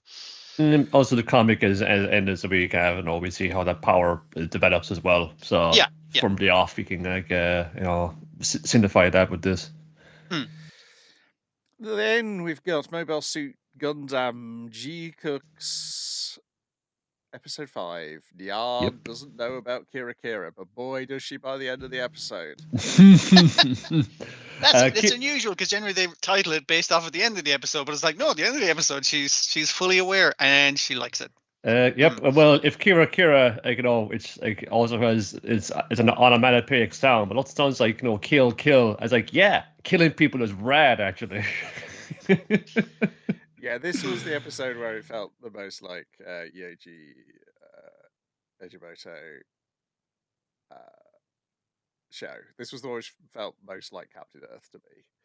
Of like, this is particularly the bit where they're all sitting on the red Gundam and taking their clothes off in an attempt to feel the Kira and to listen to the robots talking to them. And so you can take off your clothes in front of the boy you think is pretty cute, which is the other positive reason. There's a competition kind of thing going on there. Yeah. Yes. It's because Nyaan like throws her clothes off and lies on the robot to try and experience what Shuji's explaining. And then takes her clothes off and then she neatly folds them to lie down. Well, it's like again using this again, making you aware of space physics. This robot's just come in from like the vacuum of outer space. It's going to be really cold, but it's supposed to be nice to have. Ooh, yeah. It's been hot out in the colony. The climate controlled like, artificial space climate turned up for summer, I guess. Yeah. And as we see later on, it's like the reason he was so intent on cooling himself in the robot is because he's running a fucking temperature. He's not in the best condition. He doesn't live the best life, so I guess it's going to happen. Like, I don't think he's going to make it too long. No. Like I said before, I feel like his absence from the ending credits is, particularly now that we have 3 people who can pilot robots by the end of this episode. Only 2 robots for them to pilot. Like Chalia Bull is fine because he's doing the running thing in the opening, and also they keep cutting to him. And it's like, sir, don't you want to do something? He's like, no, I think this is pretty cool. Let's see what happens next. Yes. Like every time he doesn't do anything because he's just letting the plot happen, which is great. I appreciate it. So the plan is they're going to get enough money to buy a space glider, go to Earth, and the 3 of them are going to get to Earth. And check out the ocean. Cool. I suppose the other side of it's like we see like after the war, here's some other characters you might remember from the old show who have just turned into complete washouts. Well, actually, one of them has like because ran for office, but is now embroiled in scandal. It's like well, at least one of us got to do one from stuff. These are the notorious the Black Tri-Stars like mobile suit fighter unit from on the Nyaan side. Like one of the best, most like deadly units that the army ever produced, and these guys are just reduced to being truckers for a living with no. It's like they're bringing in the scrap cubes to the giant space furnace. I just love the visual, and they're in the queue like, and everyone's honking. What? Move on, get the fuck out of the way! If we're in space, why are we queuing? We can move in 3 dimensions. They can only put one giant cube into the space furnace at a time, so they have to form an orderly queue of the space truckers. Yeah, it's very funny. So the reason why Nyaan ends up in the Gundam instead of Amate is because Amate kicks some policemen in the bollocks when they start harassing Nyaan. Because they're like, yeah, you're an immigrant, or not an immigrant. They use refugee or something like that, don't they say too? Yeah, it's like you have a different skin color. We're the police and we're gonna hassle. And she's like, don't. I'll fucking show them my ID. We'll be cool. And one's just like, "Fuck you, copper!" And it's just like, okay, it now was we're pretty funny that so they used like trouble. the kind of there was like it's like a new type the mobile suit in combat. It was like new type stuff that's happening right there. You get like weird kind of like washed out like the background. The impact of him getting kicking him in the balls like reduces the effect. And Amate is saved by Xavier dragging her into a coin locker because he's recognized her as like, "Did you steal my Gundam?" Also, like he's looking at her, it's like, that girl looks familiar. What is it about her? And then she kicks a cop in the dick, and it's like, that's that fucking girl who stole my fucking robot. But also, that's he's the thing that keys himself, him up. And he's just been pulled over. He's just been arrested by the cops already. So he himself is not going to have any sort also wants to hide. One of the many things Charlie Bull is not fucking doing, and is like, sir, is he down on the ground like looking for the Gundam himself? And he's like, yeah, it'll be fine. I don't care. Like that's not really my problem. Yeah. I like the touch that he's like Xavier. This is dressed like a mod revivalist from 1979, so it feels like he's somehow reflecting fashion in a way that Gundam itself never did at the time it was originally out. Yeah, I could see that. But yeah, he's holding her in the locker, and he's just like, and she's checking her phone, and he's like, "Oh look, the clan battle is starting." The clan battle is starting. It's like, let's see if fucking Pomeranians get cancelled. And she's like, "I'm shutting up about this. Fuckity fuck." But I don't know about fun. Where the fuck is Machukanta? Oh, there she is in her trademark hat. She didn't say anything, just kind of waved and jumped in the cockpit. That's also, is she taller and thinner? Like, it's probably, girls, it's weird, man. I don't know. Spacesuit's very slimming, don't worry about it. And then it's just like, okay, it's just like, okay, we have, the Gundam is a what now? And it's nice we're getting like inside the locker. They both have their internal monologues going. She must know that I know that she knows that I know. And said, I can't let on that I know that he knows that she knows. They're both like trying to watch their words. Clan battle. What's a battle? Never heard of it. Yeah, and so the fact that I guess Pomeranians didn't get cancelled is like, well, I guess you're not the girl who stole my Gundam. Let's watch and see how this goes, though. Yeah. She's like, initially Nyaan never like piloted like a mobile suit before, but luckily she's in like one of the mobile suits here that sees like, if it's got one of those psychotic things, that means it can be powered by guts. If you've got enough guts, it'll work for you. Also, you need to have the special eyes, which means you got the touch and whatnot. Yeah. You also will use dirty tactics like fucking grabbing your like somewhat incapacitated teammate here who's like he's running a fever, he's kind of all of it, and using him as a shield to block attacks. It's like that's not usually how what we mean by teamwork, but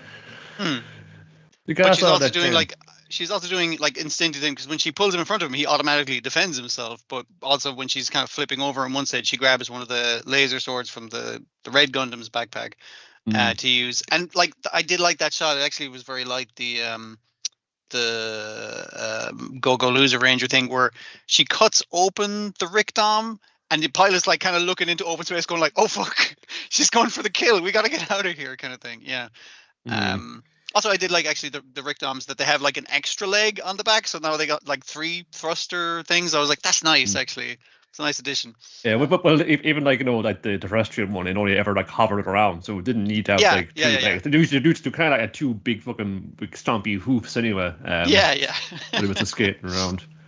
I guess you must get a real rush from that side combo system, because it's just like, I guess the rush of on like the Nyaan is like, we can see a pretty kind of shy and kind of reserved girl herself because of her situation, but now like I have the full power now. I feel this is the first time I felt like free in years. Like I can actually achieve and do anything and be anybody who I want to be, like a fucking merciless killing machine. Yeah, when the other two were trying to explain the Kurikuri to her before, it's like you're in the ocean. You've never been to the ocean, but you're aware of like all the life in the ocean at the same time. So she's like, "Wow, I can see the universe." And she sees the 2 Rickdoms coming in, and it's like, "And there's something ugly here. I must fucking wipe this stain from the universe." It's like, Jesus Christ. Yeah, very much so straight into kill mode. Like I wasn't like expecting like to turn into that. Oh, there's a little kind of, I guess, a love triangle thing going on here. But the one thing that Matthew had over over her, if we're competing for Shuji's attention here, or whatever like that, is that, well, you knew how to pod the robot. It chose you, but also it seems to have also chosen me, and I'm pretty. It seems to be like equally as good. So what else you got? And it kind of telling too that like, end of the battle, fucking the 2 guys that got fucking blown up in space, like shit. And then Macho's going, "Oh my god, how am I going to fucking like get Shu's attention now?" And not concerned at all that like once again like fucking people have been fucking killed, which is what she was having like a moment about at the start of the episode. She's like fun saying, "I'm out in the balcony. I'm just like, want to be alone with June, sunbathing. Nobody come out here." Which was still a bit hung up on by, but by the end of the episode, Fun said, "No, boys are more important than preservation of life." I'm not sure it is boys that are more important. I feel like it's connecting to the cosmos. To the cosmos is actually what is more important. It's sure, but I mean, like, I feel like hormones are messing with your head as to what you're looking for. Is probably what they're trying to go for. I did like how one of the depictions of her with the headphones on the balcony is like the music's really muffled, where she decides to go up and do something, she tears off the headphones, and then the music like kicks in really loud. I was like, that again, it's just so good auditorily as well as like visually. Yeah, great show. I think for the purposes of this show, and particularly this screenwriter, that being at one with the cosmos and being really horny are the same thing. Yeah, sure. It's the impulse of life, man. It's spark of creation. This is a guy who did write a series where robots were powered by orgone that made up sexual energy. So this was. We should have got to mention there is a guy. Does he ever had a name yet? Oh, apparently his name is Asset. He's the guy who speaks to Xavier on the train. Very kind of veiled kind of menacing kind of words about like stuff that's happening, and there's like a guy back from Jupiter who's going to stir some shit up now. I think it's like the dude who's the main villain in Zeta Gundam or some shit like that. Yeah, because while I enjoyed this episode, boy howdy do I have some problems with the next week's episode, and I'm seeing in other reviews, I'm not the only one where it's getting a little bit too, what's the Star Wars meme, gloop shito. a little stuck in its own fucking continuity. Yeah, that is a problem. I'm able to enjoy it just fine, like because we've seen the alternate history a bit. I know who Shara is. No, even then they let you know who he is in that. Now, I can get just fine. Like in this, like you can have a little veil references and things like that about what stuff is going on. But I can enjoy the story in it's happening right now. But maybe it depends. I'm like, I know this is thrilling for somebody, but now I'm full blown. My feelings about the Star Wars sequel trilogy have returned, which is they should have set it after all the characters from the original Star Wars trilogy were dead. So there was no there was no, oh, here's a character you recognize, come back. You could reference them. Their children could show up, but they're never going to show up. The problem with this is it's now becoming constantly things you recognize showing up.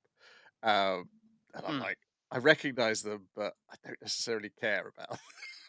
It's I think like the concepts are there and they're good and even the idea is good. It's just like one Xeon won the war, but they're so shit at it. Like and you're having like whether that's again accelerated or not, like new types as a kind of as a concept. It seems to be kind of happening like even without a warfare to kind of to accelerate it or bring it about. Like it's just happening among the population kind of naturally. Humankind is still evolving in space. Yeah. So what does that do? That's a good idea because it's talking about like that human evolution in space outside, like the baddies won, they're bad at administration, and humans are still evolving. What's happening now? Because it's asking not what happened after, it's like what would happen otherwise. It's interesting like that, and you can very easily do that without putting the fucking La La song in it. It's just like yeah.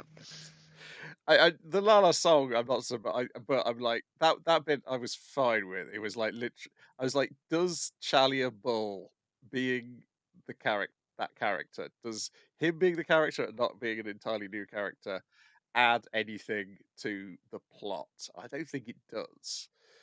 I thought the idea, like, correct me if I'm wrong, but I mean, I guess we'll have to get to the end as well. Is the idea that he wasn't really he didn't really do much in the show, the original show. So it's like, well, here's a guy we can use and we can do whatever the fuck we want to him because like nothing was done with him in the original show. So he's essentially a new character, but he references the old thing, which is good. But then they're doing a lot of referencing the old thing, which you need to know. I'm not sure. I'm kind of hoping that the voice in the Gundam isn't Char, and that it is just the Gundam talking. Maybe Shuji's just crazy. That would be more interesting. That's possible. Yes, that was. But I'll see where it goes. I mean, next week's was still not bad enough to make me stop watching it, but it was getting to a point where I was like, oh, don't make the same mistake Star Wars did, Gundam. But you'd hope not, because I feel like you're always going to make the same mistake Star Wars did because of the influence of Star Wars on you. So yeah. I've muted the hashtags on social media because, like, there's people don't want to talk about what actually transpired in the program. There's one thing, just going like, look up there in the corner. Now it's like, this is a hypocrite from number me 6. Who got excited when Gundam also had an episode 6. I must be watching reference it from I bet it is. I bet it is something like that. Now, admittedly, with the last week, I got excited with the Sleepwalker villain. Cobweb showed up in a comic on Marvel Unlimited. That's your way of doing that you accept. Yeah. I get you. Yeah. I would say one of the things I do enjoy of the show as well is the chill vibes it sometimes is, which like all the death and murder and stuff, but like then they go to the laundromat and they're washing their spacesuit and your man's talking spy shit on the train, but I'm like, oh man, chill train vibes, I was just like, it's really nice sometimes. Like, I just put it on a still. Someone's bound to make those into like, those little Gundam while you study fucking background things, and just like a looping thing of the washing machine. I generally think the stuff with our 3 teenage leads is better than everything else in the series, and that's the part which does not revolve nostalgia. Anyway, Apocalypse Hotel episode 5, provide unlimited hospitality in limited time.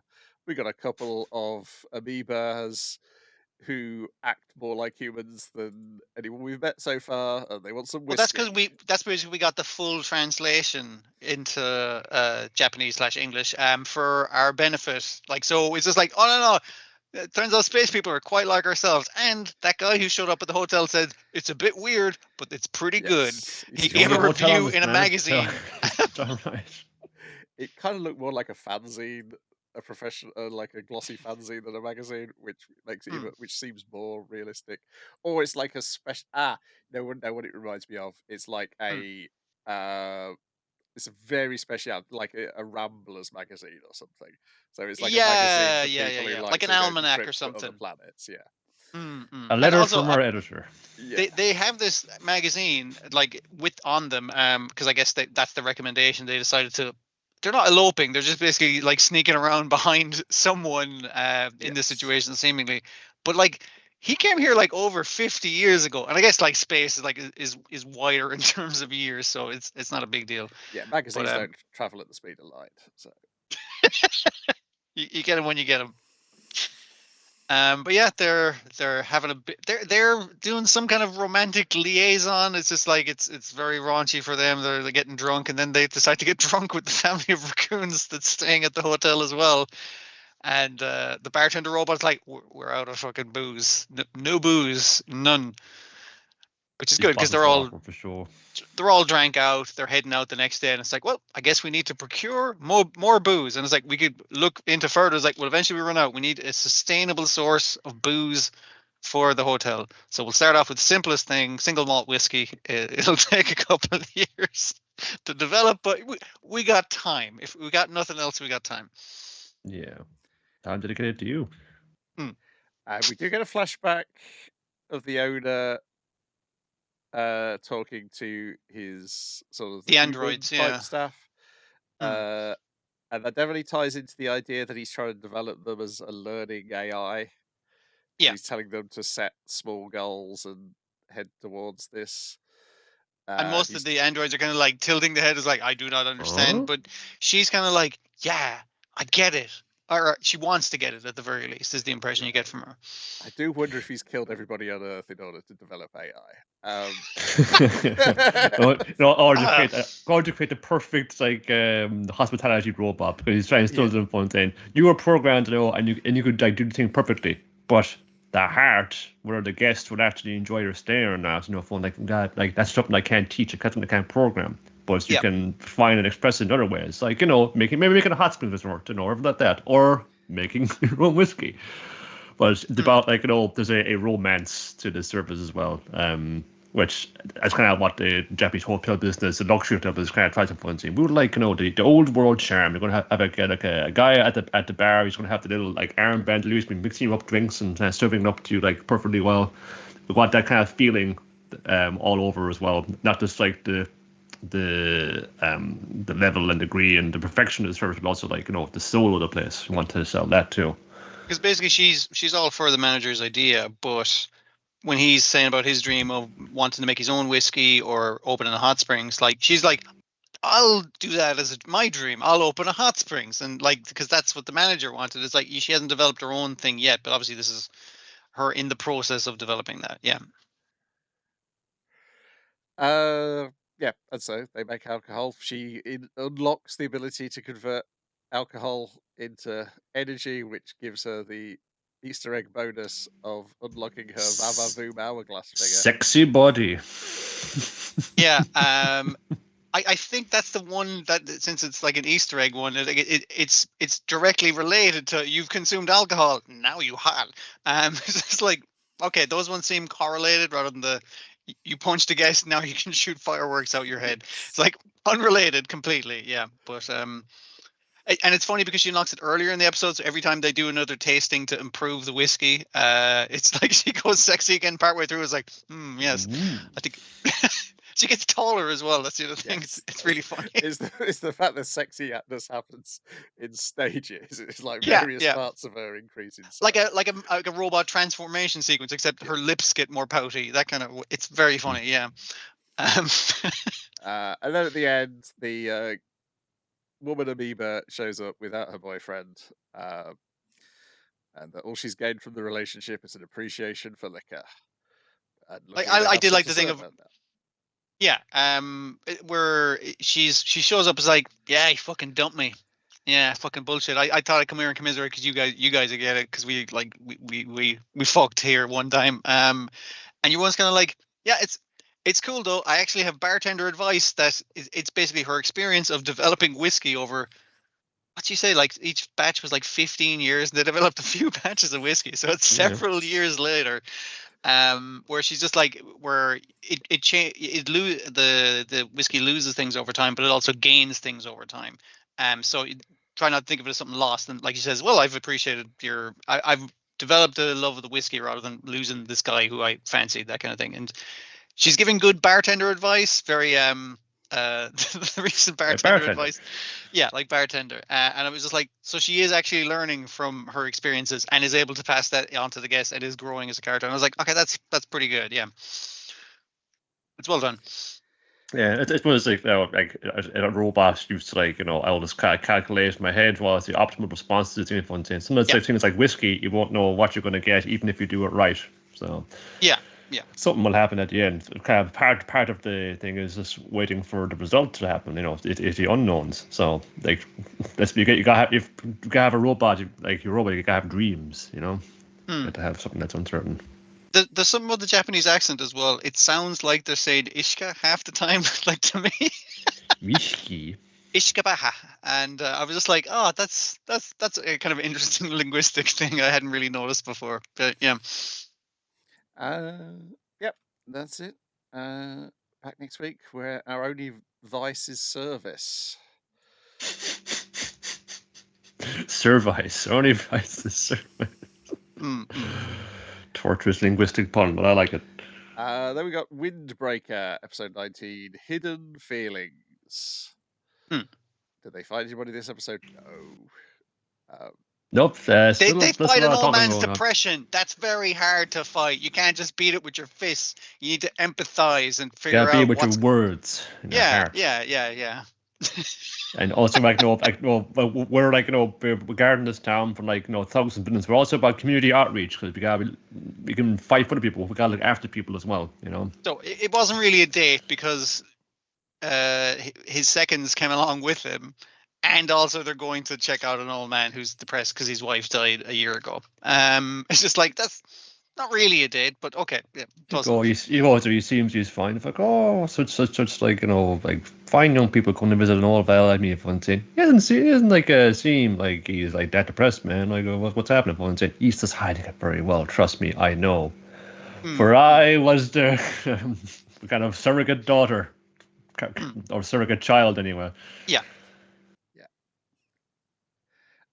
Yes. The reveal, the two levels of reveal is that the old man and his wife took in Subakino when he was being bullied for liking girls' things, and taught him that you can look as pretty as you like.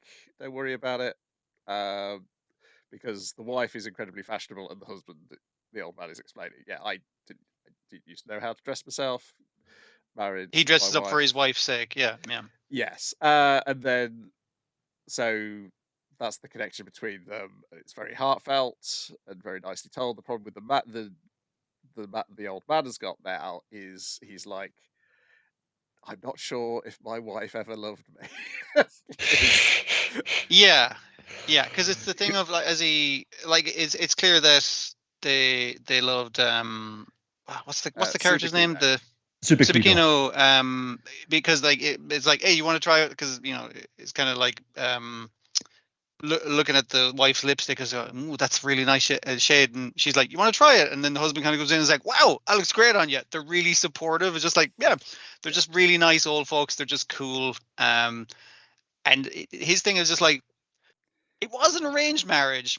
And she was very distant. So when he's looking through the old albums, she's never looking at the photos. Yeah, she hated me taking photos of her. So I always sneak a picture of her when she wasn't fucking looking. But there's one photo they have together, and it's them in front of a tree that she planted in the garden. And she didn't really usually often have he would do the gardening, but she didn't seem to have much time with it. But that's his hobby. I have mine. Whereas there seems to be something there's probably more meaning to this episode. They're now trying to code the meaning of one saying, when someone does something that seems to be out of character, there's got to be something behind it. Well, what could that possibly mean? So between our kids, they can kind of suss it out. Obviously, our main guy is kind of well, he's embarrassed by looking at that photo. And he's embarrassed when anything lovey-dovey happens. So his lovey-dovey senses are detecting love off this photograph. So there was love there. He can't help but see it. He states as much. Yeah, she wouldn't be smiling like that if she didn't care about you, that kind of thing. And our eye-patched kid knows the language of flowers, so that's going to help us out a lot in this situation. Dude, flower. I should keep at the flower language dictionary next to me fucking bedside locker here as a guy, because I've got something in a lot these days. It's is it dogswood or it's a dogwood, yeah. Dogwood, sorry, yeah. Which is God damn it, my brain is like, how fucking dare you? It's not that. But Oh, it's it- meant it- that way. It means a number of things, but Yeah. it's probably one particular meaning it has in this instance. Based off of the timeline where, like, did anything happen before you planted that? Because she insisted on planting it. She insisted on taking the photo with him and her in next to the tree she planted. And he's just like, I kind of like expressed to her as just like, maybe like she doesn't actually like me. Maybe she's just like, putting up with me kind of thing. And it's like, forget it. And Well, it was like, she loves her fashion, as you can see, like her eyes, they have like a gleam in them. She's doing something. She's like, engaging with something that she loves. And you kind of wonders, oh, I hope I can catch your eye in the same way. And just yes, like, that's what he says. Yeah.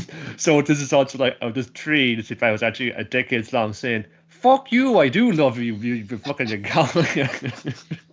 How do you even question that? Because I thought it was going to be one of those language of flowers of "I only have eyes for you" or something. No, it's like, "Are you fucking blind?" or something like that. Basically, is the way it's interpreted. The first two could have been the romantic interpretation, but the third interpretation is, are you indifferent to me or something? Yeah, that was it. It's really cute, and it's just like, even Sabaki is fun saying, of course she fucking loved him. I find it fun. That's just the way that she was towards me, like, she was genuine, like, and that's the way that she was with you. And it's just it's very cute at the end, like, it's just like, this reaffirming this guy is like, his wife did love him, and it was all like that. Because it's the way he's saying, like, the longer time she's been dead, the more he starts, like, because she's not there to counteract him or anything. Yeah. He's kind of questioning it, and he said, it's like, am I just remembering that she fancied me, or like, did she, like? And it's like, you were married for years. And but yeah. No, she's just trying to fucking dress you down from beyond the grave, and it's just again, there's just the cute thing at the end of when she actually kind of planted it. He's just inside front and out. He's just kind of planting. She is like, he pulls a face at him. It's to show him in a couple of years after I'm dead.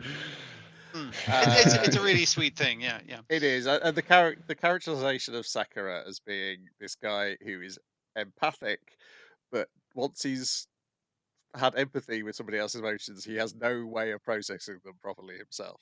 Yeah, is very nice. That's that's an interesting character to have as your lead of a story where people punch each other, which I assume will happen next week.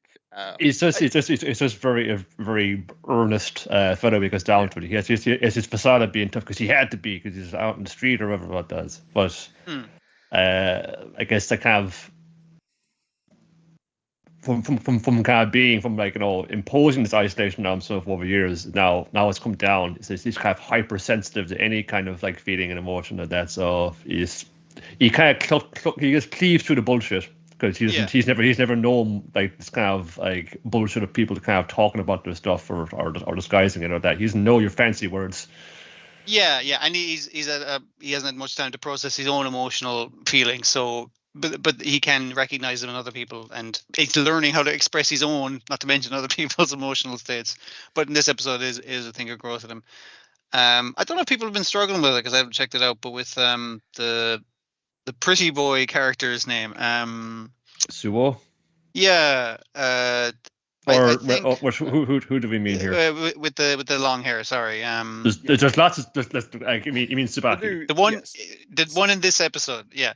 Because the author was saying, like, he and that kind of stuff, right? And I figured that's what the editor relayed to the English translators.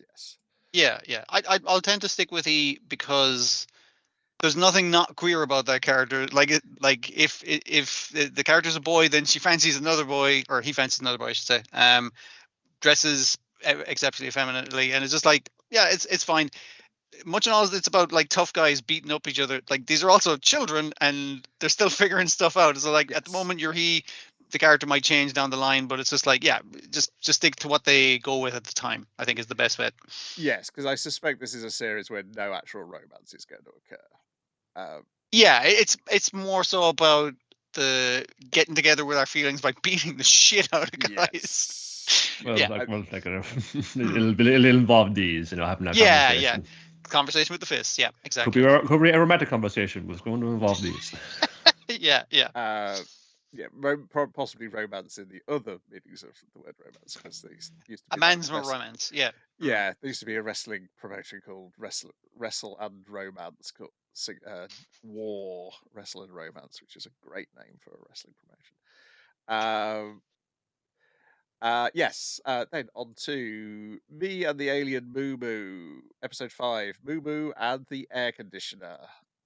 First story is Sakuraku and Akihiro have to go, whether they're not tricked, they have to go because Akihiro eats all the tomatoes. They're emotionally manipulated into Yes. repairing an air conditioner while the other two lads are away picking up broken stuff. Yeah.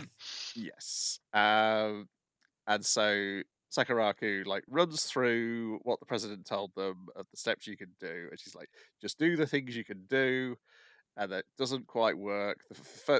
Also, we learn Akihiro is incredibly useless with machines. He's like way more than you'd even think, because he's trying to when he's trying to jam like he's trying to jam AA batteries into AAA controller. He's like, I want to go in. It's like, those are AAA, like that's a AA. You need a AAA, and he's like, the fuck are you talking about? Like, he's not angry. He's just like, he doesn't understand. Like, he takes out his really fancy camera, and she's like, wow, what a fancy camera. What a fancy dude he is. Like, and every button is fucking labeled with like masking tape. I was just like, Jesus Christ, he's labeled all the buttons, and he still can't figure out how to do it. Which suggests which one do I read first? Like, it's terrible. Which suggests that somebody else labeled them for him. Yeah. I hope the cat. Yes. Meanwhile, his girlfriend's running around trying to catch Sakuraku and Akihiro doing something dirty in the dark. Because when she sees the two lads are away, she's like, they're probably in a dark place doing dirty stuff. That should be me. Yes. And then she gets waylaid by the various different farming things that like start circling her like ninjas. They seem to be like one giant cultural clubs. Like, I mean, like, because one guy's like a hunter, even though he claims to be a farmer. He has a fucking shotgun on him at all times. One guy's a farmer because he keeps just shouting vitamins and shoving lemons in your face. One's like in a book criticism group. I don't know what he's doing there, but he's very invested in these tomatoes for sure. What I do like with these guys is they are parodies of club people, but none of them are the typical clubs that manga and anime parody. Yeah. As in, these exist, but we don't see them that often. So the problem is they've planted all their tomatoes in front of the outside part of the air conditioning unit, and it can't properly refrigerate. So the problem she needs to overcome, besides showing you how to change an air filter and that kind of thing, is to speak up. Yes, speak up, and once she speaks up to them, they go, "She's got a local accent. We will all obey the local girl." We'll all obey the local girl. Surely a local girl knows how to farm things correctly. I mean, like, and that accent, you can't argue with the accent.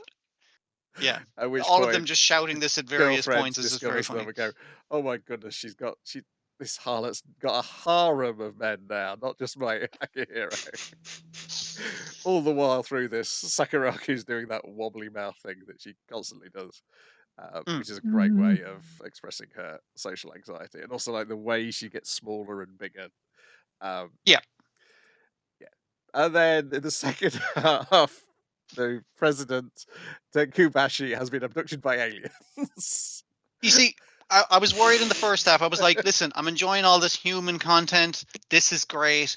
Where are the cats? Second half brings me the cats. And I'm like, all right, perfect, excellent, happy out. Immediately opens with the cats in front of Tenkubashi, who is stark bollock naked. And then we later discover when he's been taken to hospital, he has been trepanned. Yeah, all in the center of his forehead, and he's all like, "Pretty cool, right, guys?" And they're just like, "What?" And you hear him in the background going like, "Touch it," and they're like, "Oh, it's all soft." And he's like, "Yeah, I know." And it turns out the more severe faction has decided they can't wait any longer. So what they're doing is sending drone UFOs to Earth, kidnapping humans and sucking their smarts out of their brains. And turns out UFOs are both unmanned and tiny, and also are powered by an external unit but similar to the air conditioning machine, which you Yeah, can, when she said, "I must explain to MuuMuu how the AC works that I've learned in this episode," and she clearly does in the second half because he's just like, it works exactly like an AC, and this cube that's next to the canal, yes. next to the drone thing, he just kicks it over, and that causes the Yes, UFO to veer sideways and crash into the because canal. there is a sign on the external power unit which says "Keep this way up." That's why I think the cat might have put the things on the camera. It's just like, here's how to fucking work this technology. We figured this bit out. I'm just gonna write it down Yeah. here. And we get Perfect. a flashback showing Desamaru and MuuMuu fighting the UFO and doing all this stuff because Sakuraku's first thing is she leaps to, oh my goodness, MuuMuu has trepanned the president. He's done it, and this ties into the rest of the theme when they're discussing X-rays because MuuMuu wants to know how the X-ray works because. Holy shit, you can see inside people? I need to fucking know how this shit works. As well as getting great. people to touch his forehead, Tenkumashi is like showing off his X-ray. He's really happy this has happened to him. This is the most exciting thing that's happened to him all week. And he explains how X-rays work, and this leads to Akihiro repeating a conspiracy theory about how 5G killed bunches of starlings, and which Tenkubashi has the greatest argument for this, which is if you were able to make a machine that fired off beams that killed starlings, I would Which be are considered a incredibly pest. rich. Yes. Yeah. People would be like, zap, zap, zap.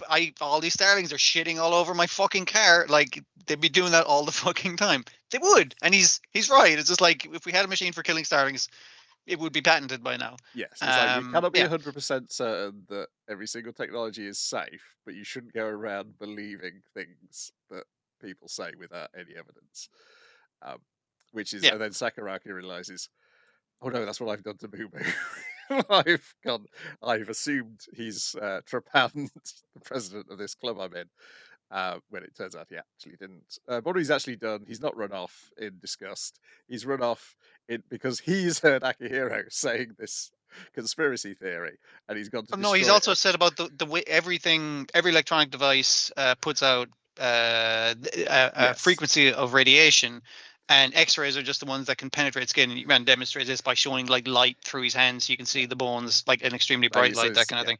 Yeah, microwaves. It's like, yes, you've got the mesh in the microwave protects too much coming out, but you put your phone next to it, and it still interferes with the phone, so you know waves are still coming out your microwave. So yeah, MuuMuu's heard all this about the various things which produce waves, and he rushed home and dismantled everything which produces electromagnetic waves, and then he's given out. And then he complains he can't watch TV or get a Wi-Fi connection. Or that his rice is cold. And it's just like, yeah, dipshit, you broke all the fucking devices. We need radiation. A little bit of radiation is good for you.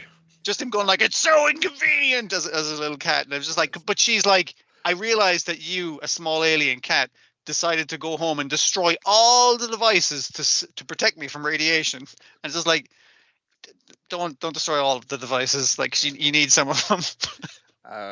Next week he's going to be sitting in a rice cooker. I saw on the previous. It's the thing a cat would do as well, and That's also true. over the thing she's explaining is like, oh, obviously, like you're an alien wearing a cat costume. He's like, what? No, I'm not. I'm naked. And he's like, but you got a zipper on the back. He's like, I got a what? And it was just like, it's very good. And I'm learning. I haven't looked back there. I'm learning so much about things in the stupidest way you could possibly learn about them. Yeah, the magnetic wave stuff is stuff that I think technically I was taught at university, but it was by the most boring lecturer, so I don't think any of it stuck in No cats involved at all. How are you going to retain that? Yeah, it was a guy who clearly had done nuclear magnetic resonance as his degree speciality and decided that we all needed to learn it as well because that was the thing he knew the most about. The one problem with lecturers and teachers, they really do like to teach you the thing they know the most about, whether it is useful or interesting. Idiots. I know. Thankfully, microbiology was interesting. Then we got the Dinner Table Detective, episode 6. The person who dropped it is a VTuber, file 2. And I think the person who wrote this is not the author of the books, because I looked up the titles of the stories and I was like, after I watched this, I was like, this doesn't feel like the rest of the stories. It's Nope, like, you were never Yeah, going to yeah. solve this one because it was No. just some guy. It was just Yeah. some guy what did it. I know Yeah. that'll happen, but like you need to give me some ability to discern who fucking did it. Yeah, I mean, you could tell how it was done Yeah. by hearing the sound of that sound clip, but you wouldn't be able to tell who did it. No. I mean, like, how- that could have been like, again, the guy that was the suspect, or the guy who died. Sorry, it could still have been him planting that bug under the thing. Like, that doesn't tell you anything. No, And it's like, it was a guy who disguised himself as a food dash driver or whatever the fuck, and I was just like, but he was a food dash driver, so like it's like, so he could have also done it. Like, there was no way of predicting it. Yeah, I was like, well, I hope the rest of them are all from the books, because so far I've liked the ones which are from the books, and this does not appear, Yeah, as yeah. best I can tell, coming from any of the books. This is more fun saying, man, that was so sad, you know, like, you know, this guy didn't do it, I wasn't stalking her, it was a different stalker, that he was, unbeknownst to her when they met at the hospital, admitting that this is VTuber I really like, you know, and I've been there since the beginning, and I really want to support her, and like, she's just on top of fun saying, I'm that VTuber, my fans actually love me. It gave me the courage to go and just get the surgery and get back on the horse. We didn't even meet her until this episode as well, where she's like, I was always mocked for my ridiculously high-pitched voice, but apparently that's great for VTubing, so Yes, I was she was born with crippling anime voice. and all she needed was a slug avatar to be a smash hit success, and also to get rid of the rumors that she fucking murdered a stalker. That would also help her career a little bit. Yeah, this was a bit of a letdown. Hopefully it pulls itself. I enjoyed the character interactions, and again, like Yes, the screaming that various characters do. We don't get much of your man as well. He's mostly sneezing in his cool car when people are talking shit about him. I think the best bit of his is the very long sequence where he's trying not to fall off the balcony.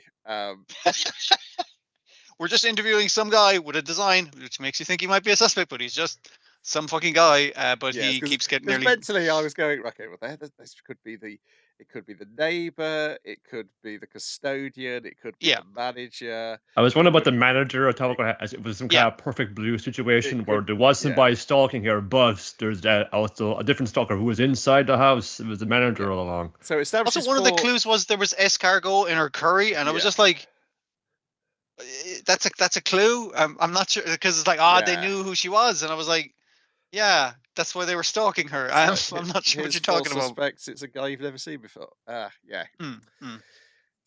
Bad. Do better next time. I'm sure it will.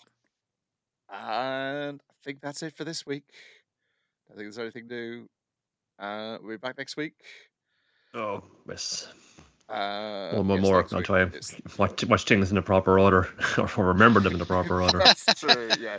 We got a bit confused with Kowloon Generic Romance in that I think we both watched different episodes, and neither of us could remember the full details of either of them. Well, it's just like responses to things. There are ones saying, "Okay, I suppose it did allude to that in there," but it's like, you know, I think we were both giving each other the benefit of the doubt that we'd forgotten something, and it turned out we'd watched 2 different episodes. Sorry, I was not there to make it clear. The thing I remember standing out to me was that they're clearly driving hover cars, and it's just like, okay, where the fuck are we? Are we in space? That's the bit I missed as well. So. It's just like a quick shot when you see cars, and it's like, none of those fucking cars have wheels. I was just like, okay, that's different. Yeah, I'm not sure they're anywhere real. I think they're all in that computer. Yeah.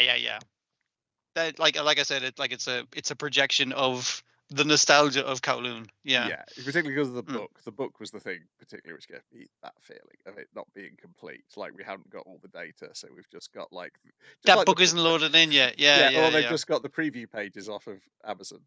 Yeah, they got the first few. It's also it's even a little bit like, you know, when you're in a dream. If it was like a very kind of realistic and almost lucid dream, you generally can't actually read anything because all the letters are jumbled up, because that part of your brain that reads things is not the one that's dreaming. Yeah. I think the only things when I read things in dreams, I'm not actually reading. I'm just knowing what's on the thing. Yeah, you can Yeah. absorb information off a book, but you can't like see letters and written word. I know Correct the the kind of grammar. thing. So we're back next week with more of the same. Bye for now. Bye. Good night and good luck, everybody.